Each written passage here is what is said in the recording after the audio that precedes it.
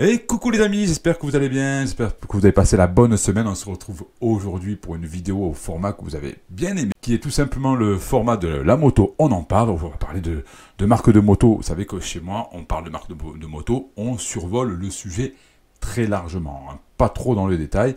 En tout cas, si vous aimez ces formats de vidéos, et je vous invite à le faire les amis, le meilleur moyen de pouvoir aider la chaîne, de pouvoir lui apporter du soutien, c'est bien sûr de s'abonner si vous n'êtes pas abonné, c'est aussi d'aller cliquer sur le petit bouton, le pouce en l'air comme ça, le like, pour liker les vidéos. Je vous invite aussi à laisser des commentaires, vous savez que j'y réponds à chaque fois. Et je vous invite aussi à aller voir la page Litchi si vous voulez vraiment soutenir la chaîne, faire des petites participations afin de subvenir aux besoins de cette chaîne. Je vous invite à le faire. En tout cas, nous on se retrouve pour ce format de vidéo de la moto, on en parle. Aujourd'hui, ça sera sur la marque Yamaha. On se retrouve tout de suite après le générique.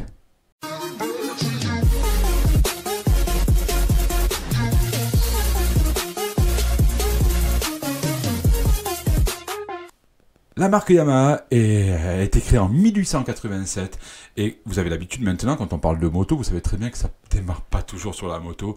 Et en effet, cette année-là, Torakushu Yamaha a créé la société Yamaha, mais rien à voir avec les motos, puisque là on parle d'instruments de musique. Vraiment, encore une fois, on est très très loin, c'est comme pour les autres marques. En effet, Torakushu Yamaha était quelqu'un qui était passionné par les sciences, mais aussi par la musique, par l'horlogerie. Et il s'est tout d'abord lancé dans la création d'une entreprise de réparation d'horloges, tout simplement de montres, ainsi que d'équipements médicaux. Ce qui s'est passé, c'est qu'un jour, il y a eu une école qui l'a appelé pour lui demander s'il pouvait réparer un orgue. Il y est allé, et là, tout simplement, il est tombé sous le charme d'un orgue. Il s'est amusé à faire des schémas complets de l'orgue afin de pouvoir le réparer. Et pris de cette passion, il a décidé tout simplement de produire lui-même ses propres orgues.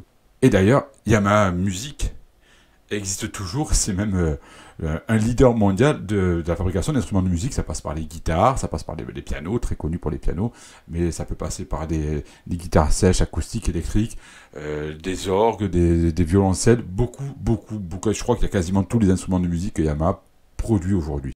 Et comme toutes les marques de moto, Yamaha s'est lancé dans la production d'engins motorisés par rapport toujours, encore une fois, à la Seconde Guerre mondiale, où là il y a eu des besoins. Le gouvernement japonais a fait des appels d'offres pour pouvoir motoriser un maximum de personnes et surtout aussi produire des engins pour la guerre. Et Yamaha s'est lancé à cette période dans la fabrication d'hélices d'avions afin de participer à l'effort de guerre national.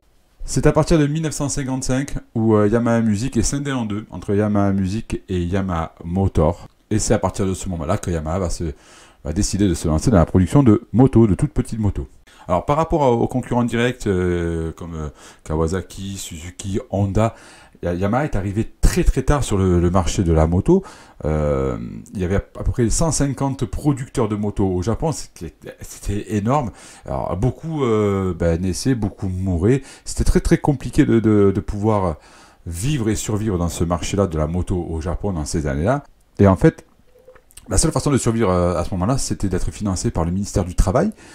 Et pour être financé par le ministère du Travail, il fallait gagner des courses. Et Yamaha s'est lancé juste 5 mois après la création de son entreprise et la création du premier modèle Yamaha, qui était la YA-1, s'est inscrit tout simplement à une course mythique au Japon, qui est la course du Mont Fuji. Et, miracle, ils sont arrivés premiers, voire même mieux. Yamaha a détrôné Honda, qui avait gagné les 2 premières éditions, en plaçant 7 de ses modèles dans les 10 premières places. Ça a été tout simplement révolutionnaire. Yamaha est arrivé au bout de 5 mois d'activité et a placé 7 motos dans les 10 premières places. Alors bien sûr, Yamaha n'a pas commencé de rien. Oui, sur la moto, a commencé de rien, mais il a commencé directement avec 2 grosses usines qui pouvaient produire donc des motos. C'est les restants aussi de tout ce qu'il y a eu pendant la Seconde Guerre mondiale, avec 274 employés, des bureaux d'études. On va dire que Yamaha est arrivé dans le marché de la moto en ouvrant la grande porte directement. L'usine pouvait produire dès le départ 200 modèles par an, ce qui était tout simplement beaucoup pour la période. Encore une fois, Yamaha a mis les petits plats dans les grands, dès le départ. Pour vous donner un exemple, cette course du Mont Fuji, La première édition dans laquelle Yamaha a participé et a gagné, il y avait 49 motos qui étaient présentées avec 16 constructeurs différents. Il fallait vraiment arriver costaud pour pouvoir prétendre ne serait-ce que déjà être bien placé. Alors carrément, la gagner, c'était presque miraculeux, et c'est ce qu'a fait Yamaha à ce moment-là, a gagné tout simplement la course. Et de là est née une ambiance, une mentalité chez Yamaha avec la volonté tout simplement de pouvoir performer dans la conception et la création de motos de façon industrielle, dès le départ. Alors tout ça a été insufflé aussi par le fils Yamaha, Monsieur Genichi Kawakami, qui lui était vraiment passionné de moto pour le coup. Et de tout ça, d'avoir appris à fabriquer des moteurs d'autant pour la moto, Yamaha s'est aussi diversifié. Yamaha a toujours été très diversifié. D'ailleurs, je crois que c'est la marque de moto, ou d'instruments de musique la plus diversifiée au monde. Car en 1960, fort de l'expérience du moteur à deux temps, Yamaha s'est carrément décidé à fabriquer des moteurs pour bateaux à deux temps. En 1970, Yamaha crée son premier moteur à 4 temps sur la moto XS1. C'était un 650 cm3. Et de cette base-là, Yamaha va se diversifier pour pouvoir créer des quads, des 4x4, beaucoup d'enjeux motorisés basés sur cette technologie-là. Tout simplement, Yamaha prend un produit et va au bout des choses. D'ailleurs, on peut voir que la marque Yamaha est née suite à la passion de la musique, et on le retrouve aujourd'hui encore toujours sur le logo Yamaha, puisque le logo Yamaha, c'est tout simplement 3 diapasons qui sont croisés entre eux. Alors, un diapason, c'est quoi? C'est un outil qui permet tout simplement d'émettre un son afin de pouvoir calibrer les instruments de musique, tout simplement, de façon à ce qu'ils soient justes, et que ce soit sur les motos, sur les pianos, sur les moteurs de bateaux, même sur les robots, parce que Yamaha se lance aussi dans la robotique, on retrouvera toujours donc ces 3 diapasons croisés qu'on retrouve ici. C'est la marque de fabrique de Yamaha. En ce qui concerne la course chez Yamaha, bien sûr qu'on a cet esprit de course depuis très longtemps. Bien sûr, la course pour eux la plus emblématique, ça a été d'avoir gagné cette ascension du Mont Fuji, avec une particularité, c'est que tous les pilotes Yamaha étaient habillés de blanc, c'était les seuls, on pouvait les reconnaître très facilement. Et bien sûr, pour eux, ça a été la première d'une longue série de courses gagnées. Et Yamaha, à ce moment-là, a gagné des courses vraiment partout. Entre 1960 et 1969, ça a été énormément de courses qui ont été gagnées, avec un des pilotes fétiches de la marque Yamaha qui était Norobu Yoshi, qui a gagné tout simplement aux États-Unis sur le Grand Prix de Catalunya. Alors, moi je pensais au début que c'était en Espagne, mais non, c'est aux États-Unis. Ainsi que la course d'Asama Island. Dans les années 70, les réglementations de courses de moto sont devenues beaucoup plus compliquées. Yamaha, jusqu'à maintenant, se présenter ses motos avec des écuries indépendantes. Là, il a fallu devenir écurie constructeur, et c'est à ce moment-là que les moyens ont été mis en avant aussi au niveau de chez Yamaha, avec de nouveaux modèles, le modèle DT2 et le modèle TR2, des modèles qui étaient de série, qui étaient dotés de moteurs à deux temps. Et c'est aussi à ce moment-là que Yamaha s'est lancé dans le championnat du monde, ou dans les courses et dans les championnats du monde de motocross aussi. C'est en 1973 que Yamaha est revenu officiellement dans les courses de Grand Prix avec le modèle emblématique YZR 500.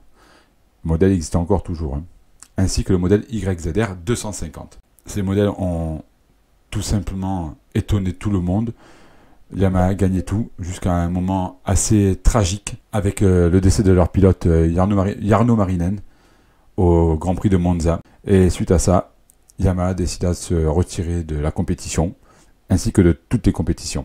Et ce, jusqu'à la fin de l'année 1973. Mais Yamaha, bien sûr, est revenu l'année d'après avec le même modèle, le YZR 500, avec une particularité, c'est qu'ils avaient monté dessus tout simplement un amortisseur de motocross. Et avec cette moto-là, ils ont gagné 2 Grands Prix à Imola, pour le second Grand Prix, et le premier, c'était les Daytona 200. Donc ça, c'était sur les modèles 250 cm3. Et avec le modèle 500, ils ont gagné aux Pays-Bas et en Autriche cette année-là. C'est en 1975 que le pilote Agostini remporta tout simplement le championnat du monde des pilotes, toujours avec une YZR 500. Alors bien sûr, le modèle a vachement évolué. Elle était vraiment pensée que pour la course. Elle était beaucoup plus compacte, beaucoup plus maniable. C'était pas un produit dérivé d'un modèle de série. Ça ressemblait quand même vachement, mais elle était vraiment pensée pour la course. Disons que c'est à partir de ce moment-là où les modèles de série sont devenus des produits dérivés de la course et non pas l'inverse. Je laisse passer volontairement les années 80-90. Yamaha s'est inscrit dans beaucoup de compétitions qu'ils ont gagné aussi d'ailleurs, comme le motocross, comme aussi le Paris-Dakar moto, avec beaucoup de succès à droite et à gauche. Ce serait vraiment très très compliqué et très long de pouvoir faire le point sur tout. On arrive directement dans les années 2000, où là, c'est tout simplement l'explosion de la course chez Yamaha. Notamment au début des années 2000, avec une refonte complète des règles, de la réglementation pour le MotoGP. La FIM, qui est la Fédération internationale de motocyclisme, a revu complètement sa copie sur la réglementation des motos ainsi que des grands prix. Et Yamaha est revenu en force à ce moment-là. C'est à partir de 2002 d'ailleurs que la réglementation a limité les moteurs à 990 cm3, ce qui était tout simplement quasiment le double de ce qu'il y avait avant, puisqu'avant on était limité à des 500. D'ailleurs, avant on disait MotoGP 500, aujourd'hui on dit MotoGP, on n'est plus du tout sur du 500 cm3. Et c'est aussi à ce moment-là d'ailleurs qu'on est passé du moteur 2 temps à un moteur 4 temps. D'abord c'était pour des raisons écologiques, parce que ça tout simplement ça pollue moins. Mais après c'est vrai que le moteur 4 temps, même s'il est un petit peu plus poussif au départ, va avoir une allonge beaucoup plus importante. Alors, en offrant une meilleure allonge, ces moteurs, et une vitesse de pointe beaucoup plus élevée, 5 pilotes de renom ont rejoint l'écurie Yamaha à ce moment-là, notamment Max Biaggi, que tout le monde connaît, Carlos Checa, Régis Laconi, que des pilotes de haut talent, hein. Gary McCoy, ainsi que Norifumi, que tout le monde appelait Norik. Et tous ces pilotes-là ont permis tout simplement à Yamaha de remporter leur 9e titre mondial des constructeurs. Tout simplement magnifique. Je dis, hein, j'ai vraiment fait un bond en avant. Yamaha, à ce moment-là, était inarrêtable. Avait les meilleurs pilotes, avait sûrement les meilleures motos. C'est vrai que les années 2010 ce fut aussi de très très bonnes années au niveau du MotoGP. On a eu en 2008, en 2009, The Doctor, Valentino Rossi, qui a remporté le championnat du monde pilote et constructeur. En 2010, c'était Lorenzo qui a fait gagner le titre aussi championnat du monde constructeur. Et sur ces 3 années-là, tout simplement, Yamaha a gagné les 3 titres que Yamaha pouvait gagner. C'est-à-dire pilote, champion du monde équipe et champion du monde constructeur. Oui, parce que je vous rappelle qu'en moto, on peut être pilote Yamaha sans être dans l'équipe officielle Yamaha. Donc là, ils ont remporté les 3. Championnat du monde constructeur, championnat du monde pilote, championnat du monde équipe. Et c'est tout simplement la première fois dans l'histoire du MotoGP qu'une marque remporte les 3 championnats comme ça dans la même année. Après, il y a une raison. Valentino Rossi. Hein. Enfin, je veux dire, on peut dire ce qu'on veut. Même si aujourd'hui, il y a d'autres pilotes. À cette époque-là, il était sur le toit du monde. Valentino Rossi, c'était le pilote d'exception. Et d'ailleurs, c'est quand même lui qui a énormément participé à l'évolution du modèle YZR M1. Et d'ailleurs, beaucoup s'accordent à croire que cette moto-là a été fabriquée que pour lui à la base. Hein. Voilà, il faisait corps avec cette machine. Ensuite, malheureusement, Valentino Rossi est parti chez Ducati l'année qui a suivi. Et bon, il y a eu d'autres pilotes qui sont arrivés, mais malheureusement, il n'était plus là. Donc, on va dire, ça n'a pas été ça derrière, quoi. En 2013, Valentino Rossi est revenu chez Yamaha, à côté de Lorenzo. D'ailleurs, cette année-là, Lorenzo finit second du championnat. C'est l'année d'après où Valentino Rossi finit lui aussi second. Pas de titre mondial à ce moment-là, pilote. Et c'est en 2015, après un petit changement de réglementation où le poids de la moto a été baissé, le volume aussi des réservoirs a baissé de 21 à 20 litres, où Lorenzo et Valentino Rossi tout simplement menaient le championnat, et Valentino Rossi était devant Lorenzo tout le long. Il n'a pas fait de podium cette année-là, et c'est Lorenzo qui tout à la fin remporte le championnat, remporte d'ailleurs son 3e titre mondial devant Valentino Rossi. Mais ça a été une saison extraordinaire pour 2015 pour Yamaha. Et 2016,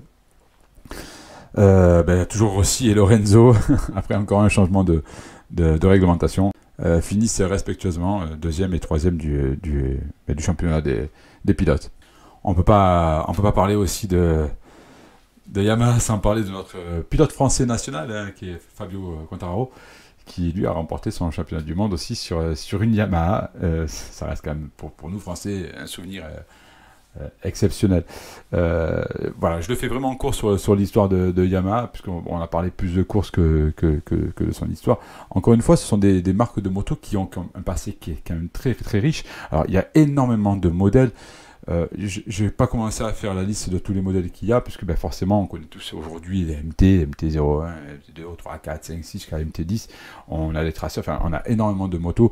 Après, c'est vrai que comme toutes les marques aujourd'hui, elles se diversifient beaucoup sur les sites des motos. On retrouve des scramblers, on retrouve de la sportive, on retrouve des modèles, des trails. Bon, voilà.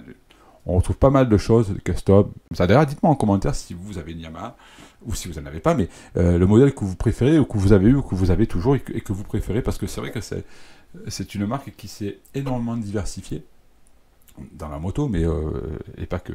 C'est vrai qu'aujourd'hui, Yamaha est aussi connu pour ses motos que toujours pour ses instruments de musique, mais pour ceux qui aiment les bateaux, pour les moteurs de bateaux, parce que ça reste quand même, je pense, les meilleurs moteurs aujourd'hui qu'on puisse trouver sur le marché. Yamaha est tout simplement partout. C'est aujourd'hui une société qui n'est plus une société uniquement japonaise, puisque Yamaha produit dans le monde entier. Elle décerne quand même 220 pays. Et ça, c'est que pour la moto. Et d'ailleurs, dernier bol d'or de cette année de 2024.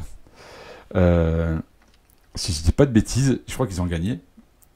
Et avec Randy Depugné, je crois qu'il a fini second. Je sais plus, il faudra que je regarde ça. Je vous dirai ça, je vous le marquerai ici. Le résultat de Randy Depugné de Yamaha 2024. En tout cas, j'étais dans les hospitalités Yamaha pour le bol d'or 2024 et ils ont tout simplement été super agréables avec moi, donc je peux absolument rien dire. Je suis personne, je suis rien, ils ne me connaissaient même pas et ils ont été très très très très sympas. Yamaha qui est une marque emblématique. J'aurais peut-être même pu commencer ce type de format de vidéo par eux parce que tout simplement, je pense que c'est la marque de moto qui est le plus ouverte au monde par rapport à même à Honda, qui est la marque qui avait gagné le plus de courses en moto, mais qui est très axée moto-voiture et motorisation surtout, mais qui ne fait pas d'instruments de musique, qui ne fait pas du bateau, qui ne fait pas tout ça, ou peut-être qu'en fait, mais très très peu, de façon très marginale. Donc j'aurais peut-être même pu commencer par Yamaha. À savoir aussi qu'avec Suzuki, si je dis pas de bêtises, Yamaha et Suzuki, les usines sont à côté dans la même ville. Et je crois qu'ils partagent ensemble la même piste d'essai d'ailleurs. Donc c'est des marques qui sont assez proches. De toute façon, les marques japonaises, on peut dire ce qu'on veut, ça reste quand même des marques assez leaders sur le marché de la moto. Bref les amis, en tout cas j'espère que ce format de vidéo vous a plu. N'hésitez pas à me le marquer en commentaire. Vous savez que pour moi c'est beaucoup de recherche, c'est beaucoup de travail aussi. Je vous invite tout simplement toujours, si vous voulez soutenir la chaîne, le meilleur moyen c'est toujours de liker, de partager, de commenter un maximum aussi. Je vous invite aussi à aller voir la chaîne Tipeee pour me soutenir tout simplement. Si vous voulez faire du partage, du don, ça m'aidera moi aussi à acheter du matériel. On est une petite chaîne, faut pas oublier que pour l'instant c'est sur du fonds propre et que j'ai aussi besoin que vous me regardiez, que vous partagiez, avoir des vues et aussi que si vous pouvez me faire du don. N'hésitez pas à me faire aussi un retour de savoir ce que vous pensez de ce format, s'il y a des choses qui vous plaisent, des choses qui vous déplaisent. Je suis ouvert à la discussion avec vous. Avec un immense plaisir. Si vous ne me dites pas les choses qui vont pas, je peux pas les deviner. Moi, j'essaie de faire au mieux et puis j'espère que ça se voit. En attendant, nous les amis, on se retrouve la semaine prochaine ou la semaine d'après. Va arriver en préparation le ride des Pères Noël qui aura lieu le 22 décembre à Marseille. Donc je vous invite aussi à aller vous abonner sur mon Instagram, JC2R Rider. Je vous mettrai les liens en dessous dans la description. Quand je pense qu'on se fera un point de ralliement pour ceux qui seront dans le coin, qui voudront venir, et on essaiera tout simplement de voir si on peut se réunir avant le départ, et pourquoi pas faire un petit bout de route ensemble, ça serait super. Les amis, merci d'avoir regardé cette vidéo. Je vous souhaite à tous et à toutes de faire attention sur la route, de faire attention parce que le froid commence à arriver, les pluies sont là, les routes verglacées commencent à arriver. Nous, on se retrouve bientôt et on n'oublie pas la chose la plus importante, les amis, le fameux hasta la vista, baby! Youhou! Hasta la vista, baby! Ciao, ciao les amis, à bientôt!